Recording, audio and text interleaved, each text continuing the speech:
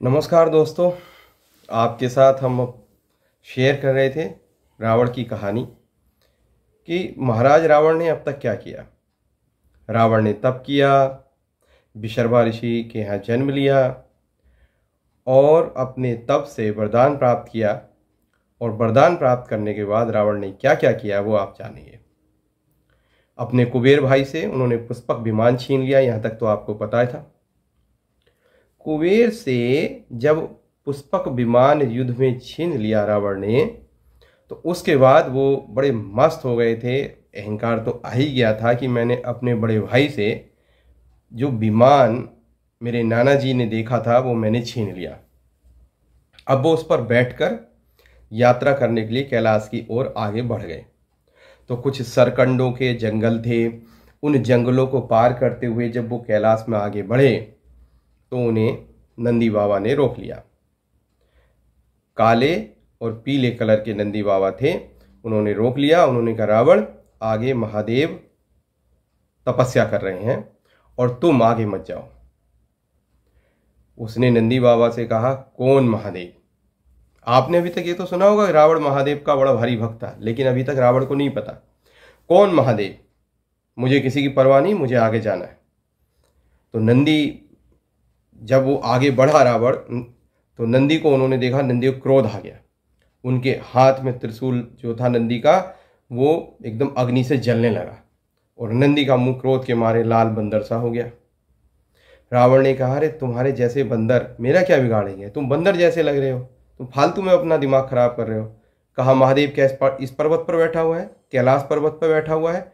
ठीक है, मैं इस पूरे पर्वत को ये भी उखाड़ देता हूँ। और उसने ये कहकर कैलाश में अपने हाथ घुसा दिए नीचे उसे उठाने के लिए। माता पार्वती भी हिल गई। उन्होंने भगवान शंकर से कहा, ये कौन है, क्या है? माता को तो पता था, लेकिन कर क्या रहा है, क्यों कर रहा है? भगवान शंकर शांत रहे। आसपास गण हिल गए, प्रभु ये तो पूरे पर्वत को ले जाएगा। भगवान शंकर को तो आप जानते ही हो। शांत धीरे से अपने पैर के अंगूठे को धीरे से नीचे दबा दिया, एक पैर का अंगूठा। अब रावण का तो हाथ पिच गया, हाँ, रोने लगा, चीखने लगा, चिल्लाने लगा। अब उसके मंत्रियों ने कहा कि महाराज आपने बहुत गलत जगह पंगा ले लिया।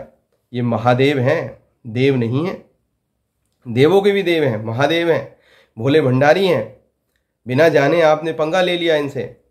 अब आपको इन्हें खुश करना पड़ेगा। भोले बहुत हैं, एकदम प्रसन्न भी हो जाते हैं, प्रार्थना करो। तब रावण ने सामदेव के मंत्रों से प्रार्थना की। आपने रावण का शिव तांडव स्तोत्र भी सुना होगा, शिव तांडव स्तोत्र, वो उस समय गाया और कई वर्षों तक तपस्या की। तब भगवान महादेव प्रसन्न हुए और उसको वहाँ से निकाल दिया। फिर ये तो उनका भक्त हो गया, क्योंकि ये तो अपने से ये चाहता था कि अपने से शक्तिशाली लोगों से मिले, अपना बल बढ़ाए और या तो उन्हें जीत ले। अब भगवान महादेव को जीता कैसे जा सकता, समझ गया था तब से। अब उनका ये भक्त बन गया। इसने कहा कि ये दूसरे महादेव हैं, दूसरी चीज़ है ब्रह्मा जी के बाद, जिनको मुझे प्रसन्न रखना चाहिए। और तब कर उनको प्रसन्न रख के फिर बोला, प्रभु आपका दर्शन मिला है और आपका दर्शन तो व्यर्थ नहीं जाना चाहिए, आप तो महादेव हैं, तो आप मुझे कोई वरदान दे दीजिए। तो बोले, मांगो बच्चा, क्या मांगना, हम आपकी प्रशंसा, आपकी जो प्रार्थना है, जप है, तप है, सब बहुत प्रसन्न है। इतने कष्ट में भी लोग क्या करते हैं, सब भूल जाते हैं। आप देखो ना, आजकल बीमारी हो जाती है तो थोड़ा बहुत जप तप करके हम लोग भूल जाते हैं। लोग कहें कि महामृत्युंजय का जाप करो, कोई बीमार पड़ा हुआ तो कहेंगे मुझसे महामृत्युंजय का जाप नहीं रहा, मैं तो कष्टों में पड़ा हुआ हूँ, मुझसे कुछ नहीं हो रहा, सुध बुध नहीं रहती। लेकिन उसके पैर हाथ पूरी तरह कुचल गए। आप समझो आपका टायर के, किसी ट्रक के टायर के नीचे हाथ आ जाए, कार के नीचे हाथ आ जाए और आपसे कहें कि आप भगवान का नाम जपो, आप जप लोगे? उसका पहाड़ के नीचे हाथ आ गया। उसके बाद उसने जाप करा, भगवान बहुत प्रसन्न हुए, उसके हाथ भी ठीक कर दिए और उसने कहा क्या चाहते हो? प्रभु मेरी जो आगे की जो आयु है, बड़ी स्मार्टली कहा, आगे की जो आयु है किसी काम में समाप्त ना हो। भोले शंकर ओके, नहीं समाप्त होगी किसी भी काम में, वरदान दे दिया। और चंद्रहास दी तलवार और कहा, इसका दुरुपयोग मत करना, इसका दुरुपयोग करोगे तो तुरंत मेरे पास आ जाएगा, कभी तुम्हें कष्ट हो तो इसका प्रयोग कर लेना। अब रावण वरदान दूसरा भी मिल गया। अब रावण को अपने गुरु भी मिल गए, महादेव भी मिल गए। अब रावण का अहंकार तो वैसे ही चरम सीमा पे था और बढ़ गया। रावण ने जहां था सब जगह विजय प्राप्त करनी शुरू कर दी, क्षत्रियों को हराना शुरू कर दिया। बस उसे कोई मिल जाए वो जहाँ घूमे तो वहाँ लोग उसकी दास्ता स्वीकार कर लेते थे खुद ही, और कोई लड़ता था तो वो मर जाता था। तो रावण ने अपना अत्याचार जारी रखा। तो एक बार वो ऐसे अत्याचार करते करते करते करते किसी हिमालय पर्वत पर चला गया, उसकी प्रिय जगह थी। जब वो हिमालय पर्वत पे गया तो हिमालय पर्वत पर उसे एक सुंदर कन्या तप करते हुए मिली। हिरण का चमड़ा उसने पहना हुआ था, उस पर वस्त्र लगे हुए थे, जप कर रही थी, ध्यान कर रही थी। इसकी निगाह उस पर पड़ी, इसकी निगाह में गंदगी आ गई। इसने कहा, इसकी काम वासना जागृत हो गई और इसने कहा कि मुझे किसी भी तरह से इसे पाना है। और रावण ने जैसे ही उसके पास गया, रावण ने कहा कि तुम अपना नाम बताओ, मैं तुम्हें चाहता हूँ और तुम्हें ले जाना चाहता हूँ। सीधा स्ट्रेट फॉरवर्ड, पावरफुल आदमी था। तो उसने कहा, देखो मेरे पिता का नाम कुशध्वज है और उन्होंने, मैं उनकी कन्या हूँ, मेरा नाम वेदवती है। मेरे पिता के पास बहुत सारे देवता, यक्ष, गंधर्व और राक्षस मुझसे शादी करने के लिए प्रस्ताव लेके आए थे, लेकिन मेरे पिता ने यह कहा था मेरी पुत्री का अगर विवाह होगा वो भगवान विष्णु से होगा और किसी से नहीं होगा, और भगवान विष्णु के अलावा किसी और से विवाह मैं इसका करूँगा नहीं।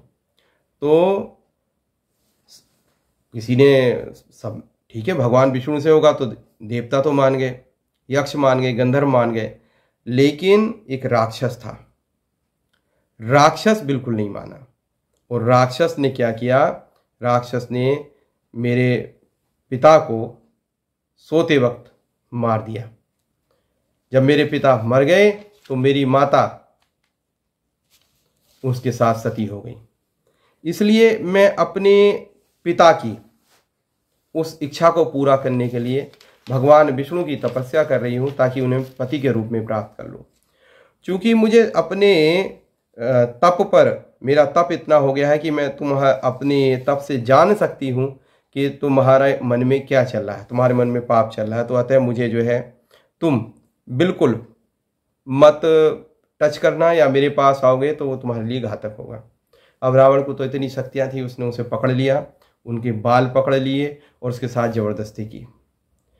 तब रावण की ही तलवार उन्होंने खींच के बाल काट दिए और बाल रावण के हाथ में आ रह गए। वो उसके बाहर हो गई उसके कब्जे से, और अपने क्रोध की अग्नि को जलाकर, या जो भी उस समय अग्नि जलाई तब की अग्नि, उसमें प्रवेश कर गई। और उन्होंने कहा, मैं तो ये शाप तो नहीं देती, लेकिन अगर मैंने कभी भी भगवान विष्णु का नाम लिया हो, मैंने जप किया हो और मैंने कभी भी ध्यान किया हो, जो भी मेरी तपस्या हो, उससे मैं प्रार्थना करती हूँ कि मैं अच्छे परिवार में जन्म लूँ और तेरी मृत्यु का कारण बनूं और मेरी शादी भगवान विष्णु से हो। तो यही वेदवती अग्नि में प्रवेश कर गई थी। राजा जनक के यहाँ जानकी के रूप में आई, भगवान विष्णु से शादी हुई और उसके बाद ये रावण की मृत्यु का कारण बनी। आप जानते हैं ये माँ लक्ष्मी का ही एक स्वरूप था। लेकिन क्या था, यहाँ पे हमें सीख मिलती है कि हमें कितनी शक्ति हो, कितना ज्ञान हो, कुछ भी हो, लेकिन अहंकार हमें नहीं आना चाहिए। अहंकार जब आता है जब अपने सामने हम किसी को कुछ नहीं समझते, और आज रावण ने यही काम किया। तो आओ इस कहानी से कम हम सब लोग ये शिक्षा तो लें, हम स्त्रियों का सम्मान करेंगे, हम महिलाओं का सम्मान करें और उनके साथ इस तरह की ज़बरदस्ती और इस तरह की बदतमीजी ना होने दें और ना करें। जहाँ होता है वहाँ आप इंटरफेयर तो कर सकते हैं। तो ये अगर कोई मेरी कथा सुन रहा है और वो अगर ये भाव ले ले तो आज की कथा सफल हो गई। खैर, रावण की कथा में आगे बढ़ते हैं। रावण को तो आनंद ही नहीं आता था बिना लड़े। रावण एक बार ऐसे घूमते घूमते घूमते घूमते एक जंगल, एक उछिर वाक नाम का उशिरवाज नाम का एक देश था, मुझे अच्छे से याद आ गया। वो जो उशिरवाज देश था उसमें मरुद नाम के राजा राज्य करते थे, बहुत शक्तिशाली थे। वो खबर सुनी, ये वहां पहुंच गया, वो यज्ञ कर रहे थे, देवता वहां थे, ऋषि वहां थे। देवताओं ने देखा दूर से रावण आ गया, पक्षी बन के उड़ गए। अब ये वहां पहुंचा और उससे पूछा, उससे कहा कि तुम मुझसे लड़ो, मरुद से। राजा मरुद ने कहा कि भाई तुम कौन है, मैं तुझसे क्यों लड़ूं, मैं यहाँ यज्ञ कर रहा हूँ। बोले यज्ञ कर रहा है, इससे विष्णु को फायदा होगा, देवताओं को फायदा होगा, पहले तो ये मुझे चाहिए नहीं, से खत्म कर। और तू मुझे जानता नहीं, अरे तू कुबेर का छोटा भाई है। जैसे कुबेर के और भी भाई होंगे, उनमें से एक छोटे भाई ये थे, और मैंने अपने भाई कुबेर से ये पुष्पक विमान छीन लिया युद्ध करके। भगवान शंकर ने मुझे प्रसन्न होके वरदान दिया, चंद्रहास दी, और अभी तक पृथ्वी लोक पर और कहीं भी कोई मुझसे लड़ने के लिए तैयार नहीं है, और तू कह रहा है मैं कौन हूँ, बड़ा बड़ा, अब तो तू मरे गई। तो उसने कहा मैं मरूं तो तुम बताओ तो सही कौन हो। जब और फिर उसने कहा कि बड़े महान हो, अपने भाई को, बड़े भाई को हरा के उसका यान छीन के और तुम प्रसन्न हो रहे हो, बड़े महान हो। तो रावण को बुरा नहीं लगा। देखिएगा आज भी रावण है ना, है घर घर में रावण है, भाई भाई से लड़ रहा है, एक दूसरे की वस्तु छीन कर बड़ा अहंकार उनको आता है, ये हमने अपने भाई से छीन लिया, अपने भाई के उस पर कब्जा कर लिया। आजकल गोलीबारी चलने लगी हैं, आप देखो कितनी कितनी हत्याएं हो रही हैं, भाई भाई भाई को मार देता है इसी चक्कर में। कितनी दुख की बात है कि एक भाई दूसरे भाई को केवल संपत्ति के लिए मार देता है, और ये आज की बात नहीं है, सतयुग के समय तक की बात है। लेकिन ये रावण प्रवृत्ति है। अब ये आपका चुनाव है, आप रावण प्रवृत्ति चुनना चाहते हैं या फिर श्री राम की वो प्रवृत्ति चुनना चाहते हैं जहां श्री राम का सिंहासन भरत को दिया गया, तो भरत ने श्री राम की पादुका ले ली और सिंहासन पे रख लिया, मैं भैया का सिंहासन नहीं ले सकता। और जब राम को पता चला मेरा सिंहासन मेरे छोटे भाई को मिल रहा है, तो राम ने शहर छोड़ दिया कि नहीं वो छोटा भाई है मेरा, उसको दे दिया तो क्या हो गया। तो अब ये हमें देखना है कि हमें श्री राम के चरणों जो उन्होंने हमें रास्ता दिखाया था उस पर चलना है, या श्री रावण महाराज के चरणों पर चलना है। चुनाव हमारा है, किसके जिसके पद बिंदु पर हम चलना चाहते हैं। खैर यहाँ पर मरुद जब युद्ध के लिए बाहर निकले तो वहाँ पे उनके जो एक मंत्री थे, ऋषि थे, उनके साथ में उन्होंने कहा, सामवत नाम के ऋषि थे, उन्होंने कहा महाराज ये लड़ाई मत लड़ो, तुम्हारे कुल के लिए हानिकारक है, हार मान लो। इसने जो है वरदान ले रखा है, उन्होंने हार मान ली। हार मानते ही सबसे पहले रावण ने यज्ञ विध्वंस करा, नंबर 1। नंबर 2, जितने वहाँ ऋषि मुनि थे वहाँ के राक्षसों ने उठाकर उनको कच्चा खा लिया भोजन। फिर उसके बाद मरुत के बाद महेंद्र, गाधी, गज, पुरवा, इन सब राजाओं ने, उस समय बड़े शक्तिशाली यक्ष राजा थे ये, सब ने हार मान ली। अब ये जो था लगातार सबको जाए तो कुछ लोग डायरेक्ट हार मान ले, रावण को मजा ना आए। देखो एक प्रवृत्ति होती है ना, जब तक दूसरा दुखी ना हो मजा कैसे आएगा। आप देखो ना कुछ लोग आप लोगों में, अब जिसमें ऐसी प्रवृत्ति है समझ लो वो राक्षस प्रवृत्ति का, इसमें कोई डाउट नहीं है, लेकिन ऐसी राक्षस प्रवृत्ति होती है, मजा नहीं आया क्योंकि हमें किसी को कष्ट नहीं दे पाए, दुख नहीं दे पाए, आनंद नहीं आया, वही रावण को था। तो रावण प्रवृत्ति उन सब लोगों, हम सब में है, भावनाओं के रूप में ही राक्षस आते हैं। अब रावण को मजा नहीं आ रहा, साले सब ऐसी हार मान जाते हैं, जब तक खून ना निकले, खराबा ना हो, फिर भी वो जितनों को मार मुरता था। अब उसने सुना कि इक्ष्वाकु कुल के जो राजा हैं वहां पे जाके लड़ाई करी जाए तो वो कभी भी पीछे नहीं हटते, लड़ने आते हैं। तो उस समय अयोध्या में इक्ष्वाकु कुल में अरण्य नाम के राजा थे, ये वहां पहुंच गया। अरण्य के पास बहुत सेना थी, भयंकर लड़ाई हुई। अरण्य ने 800 बाण चला के इसके सारे सिर काट दिए, लेकिन फिर सिर आ गए और बड़ी मारामारी चली। अब अरण्य को फिर इसने क्या किया, अपनी माया से कब्जे में कर लिया और अरण्य को सिर पर बाण चलाकर और गदा मारकर उन्हें बेहोश कर दिया। वो बेहोश जब होने लगे तो उन्होंने क्या, रावण तूने इक्ष्वाकु कुल से पंगा लिया है। अगर मैंने कभी भी होम किया हो, मैंने कभी भी यज्ञ किया हो, मैंने कभी भी माला जपी हो, मैंने कभी भी ध्यान किया हो, कभी भी भक्ति की हो, तो मेरे कुल में भगवान स्वयं आए और वो आएंगे और राम बन के तेरा नाश करेंगे। इसी कुल इक्ष्वाकु कुल से ही तेरा नाश होगा। अब देखो रावण का अहंकार कहाँ कहाँ उसकी मृत्यु का कारण बनना है। भगवान शिव से पंगा लिया, चलो वहां से बच गया, श्राप ले लिया था उनसे, नंदी से, वहां से बच के आया। उस कन्या को, लक्ष्मी रूपी कन्या जो थी वो तप कर रही थी, उनसे जबरदस्ती श्राप लिया, उनसे जबरदस्ती करी। 2, जबकि इसकी शादी हो गई थी, मैं दानव राक्षस की जो बेटी थी मंदोदरी, उससे शादी कर ली थी, पिछली कथा में हमने आपको बताया था। उससे एक पुत्र भी हुआ, और पुत्र इस तरह से जब रोया, और जो पुत्र ऐसे रोया कि पूरे बादल गर्दन गड़गड़ गड़गड़ ऐसे, तो उसका नाम मेघनाथ रख दिया। भाई इसके पास पुत्र भी है, इसके पास पुष्पक विमान भी है, कोई इससे हारने वाला भी नहीं है, लेकिन इस बंदे को मजा नहीं आ रहा। अब इसको लोगों को कष्ट देने में मजा आता है, लोग उससे डरें, घबराएं, रोएं, चित्कार हो। ये राक्षसी प्रवृत्ति है। और आज भी ऐसी होती है। आपने देखो जिसमें थोड़ी सी भी ताकत आ जाए ना, थोड़ा सा भी परमेश्वर उसे कामयाब कर दे, थोड़ा सा भी किसी लायक बना दे, तो वो अपने आप को क्या समझता है? ऐसे ही होता है ऐसा। हमने भी देखा, आप भी देखते होंगे। खैर आगे चलते हैं। अब नारद जी ये सब देख रहे थे, एक बार घूमते, यार ऐसी हो गई, इसको समझाना चाहिए। नारद जी चालाक बुद्धिमान ऋषि, लेकिन नारद जी के राक्षस भी जो था सम्मान करते थे। नारद जी को इसने प्रणाम करा, महाराज प्रणाम। प्रणाम हो गया। नारद जी ने कहा, यार रावण, मैं तुमसे बहुत खुश हूं। तुमने सारे देवता हरा दिए, बहुत बदतमीजी कर रखे थे, अति कर रखी थी। तुमने दानव भी हरा दिए, भगवान शंकर आपसे प्रसन्न है। लेकिन तुम मुझे ये बताओ, ये तुम कीड़े मकोड़े जैसे इंसानों को क्यों मार रहे हो? अरे ये नंबर 1, इन्हें जल्दी बुढ़ापा आ जाता है। नंबर 2, ये आपस में लड़ते मरते रहते हैं। नंबर 3, इन्हें बीमारी हो जाती है। नंबर 4, ये मर के यमलोक चले जाते हैं। और ये तुम्हारा कुछ बिगाड़ नहीं सकते। इनसे पंगा क्यों लेते हो? ये मार मूर के क्या मिल रहा है तुम्हें? कुछ बड़ा काम करो। बोले कहाँ जाते हैं? बोले यमलोक। और ये अपने कर्म का भोग करने आते हैं। कोई अच्छा कर्म ले लेता है, थोड़ा स्वर्ग चला जाता है, बुरा कर्म ले लेता है तो नरक जाता है। वो यमराज डिसाइड करते हैं। बोले यमलोक।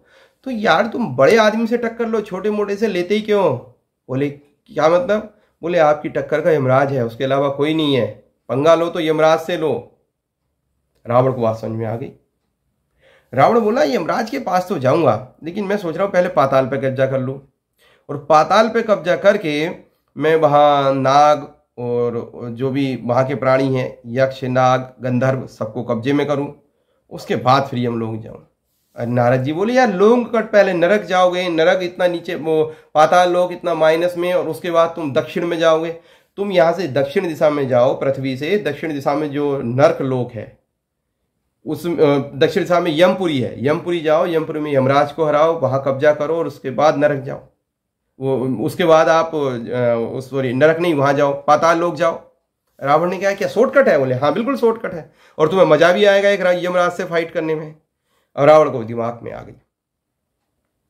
रावण ने यमराज की तरफ अपनी सेना लेकर चढ़ाई कर दी, और सबसे पहले जाके देखा जो कुछ को बड़ा दंड मिल रहा है और कुछ को अच्छी जगह भेजे जा रहे हैं। रावण ने कहा है, दंड किसे दे रहे? बोले जो पाप कर्म करके आ रहे। पाप कर्म क्या होता है? बोले अपने काम करने के लिए कुछ भी कर लेते। बोले तो अच्छी बात है।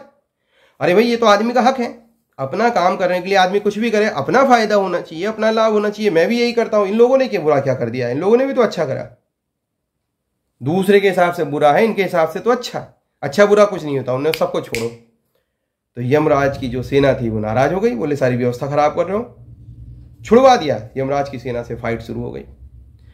अब यमराज की सेना ने रावण को लहूलुहान कर दिया, और रावण की सेना को काफी हानि पहुंचा दी। फिर रावण को खुद ही रथ से उतरना पड़ा, और रावण को जब यह रथ से उतरना पड़ा तो यमदूत सब, फिर तो भागना पड़ा यमदूतों को। यमदूत हरा दिए उसने।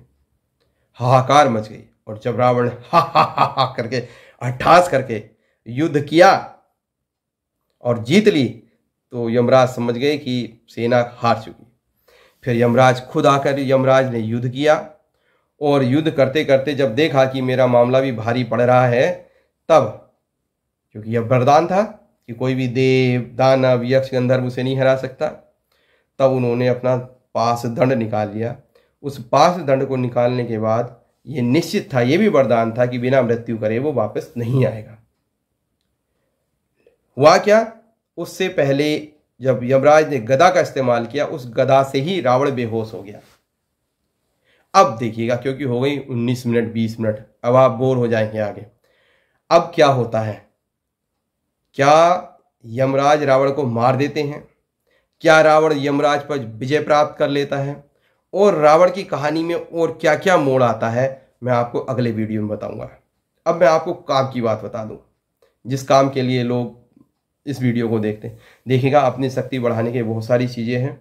हमने भी अपने जीवन में जो जप और तप किया है, और जो हम करते हैं, जो हमारे गुरु बताते हैं, बहुत गुरु, जो हमारे कुछ इस तरह के गुरु हैं जो मंत्र साधना में बड़े उच्च क्वालिटी के गुरु हैं, मंत्र साधना में, ध्यान साधना में, सभी से थोड़ा थोड़ा संपर्क रहता है। और जीवन यापन करने के लिए हम नौकरी भी करते हैं, जॉब करते हैं, और इन भविष्य में भी कभी भी अगर भगवान की कृपा होती है और भगवान की हम पर दया होती है और जीवन रहता है, तो हम जो आश्रम रखेंगे तब भी हम कोई ना कोई ऐसा काम करेंगे जिससे हमारा जीवन यापन चले, और हम कभी दान के और दिए हुए काम पर अपना जीवन निर्वाह ना करें। जो वो आए वो सदकर्मों में लगे और अपना काम करने में नौकरी पेशा कुछ ना कुछ काम करते रहेंगे।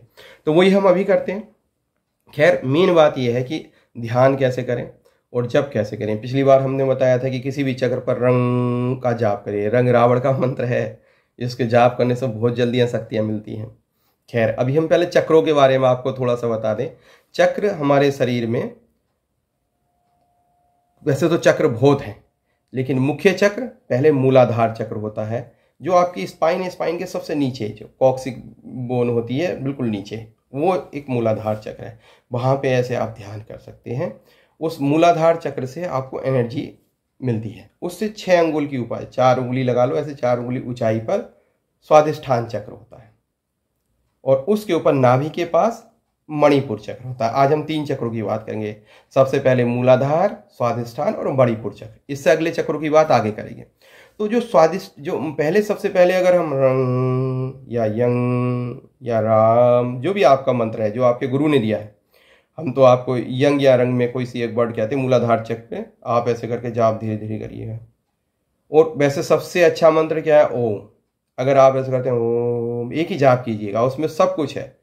कहते हैं ना भगवान शिव की आरती, भगवान शिव की आरती जब आप पढ़ेंगे, ये देखो मैं देखो भगवान शिव की आरती, भगवान शिव की आरती में है क्या?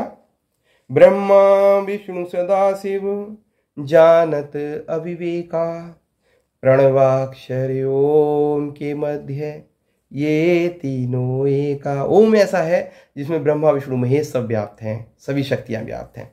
तो आप ओम का जाप कर सकते हैं और अपने मूलाधार चक्र पर 10 मिनट ओम पहले बोल के, फिर धीरे धीरे शांत। फिर हमने बताया 4 अंगुल ऊपर स्वादिष्ठान चक्र, फिर धीरे से धीरे धीरे सोचिए वो आवाज आ रही है, पहले बोल के धीरे से, फिर धीरे धीरे अंदर, फिर मणिपुर चक्र,